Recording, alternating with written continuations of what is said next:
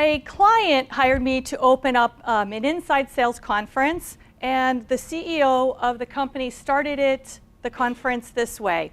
He said to his sales team, when you routinely negotiate on price, are willing to drop the price, are willing to offer price discounts, you are habitually training your buyers to negotiate with you solely on price. So I'm here to talk about how you can negotiate on value. I want to give you some tips and techniques to help you talk about value in a way that'll break the habit that you have about negotiating on price. In a negotiation, there are always competing interests. Price and value are just two of the most obvious kinds of competing interests. Buyers will say to you, we want value, and then when it comes down to brass tacks, they nickel and dime you on price. So how do we overcome that? How do we get to a place where we're going to be able to negotiate on value? Well, selling has gotten a little bit more challenging. I've been doing this for myself for many years, so I've seen the change myself. This is from the Conference Executive Board. Their research tells us that the buyers are doing 57% of the research and due diligence before they even engage the supplier to start the down selection process. 57%. So what does that mean to price and value? It means that they're making up their mind on the value of your product or your service before you even get a chance to talk to them. They're going to the internet, they're doing research, they're talking to their colleagues. I do very big deals, so we've got multiple stakeholders, so they're going into the line of business, and they're making their decisions based on what they're finding out, not necessarily based on having a conversation with you.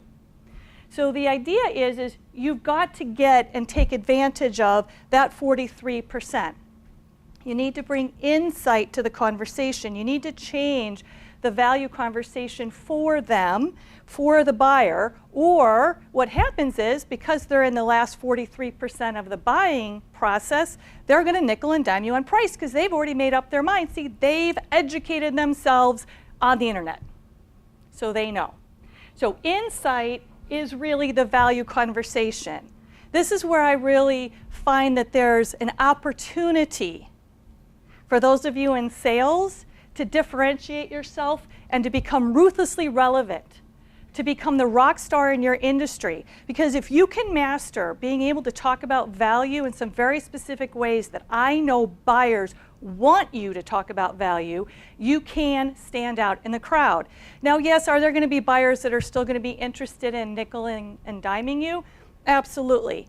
Are those purchasing organizations going to survive?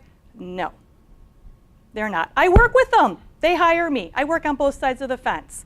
The ones that are going to survive are engaging me to talk about very complex topics, different kinds of pricing models, how to negotiate on total cost of ownership, total landed cost, should cost analysis. They want better data, they want better information, and they want to know how to quantify value. They're done shaking the tree because they're not getting what they want. So let's start talking to them about how to be ruthlessly relevant, because ruthlessly relevant sales organizations tie price and value together in a very specific way that buyers want to hear about. And more importantly, if any of you sell into procurement organizations, and where you're working with maybe a contract specialist or a procurement or a professional buyer, and the business owner isn't even there, who's got the authority to buy, who ultimately will sign on the dotted line, this conversation brings them back to the table. Because what you're doing is you're empowering the buyer to go back to the line of business with new information, that's the insight, and you're bringing them back to the table. Because when you're just negotiating a price, any buyer can do that for you. So if you want to learn more, please visit my website. I've got all kinds of resources available to you.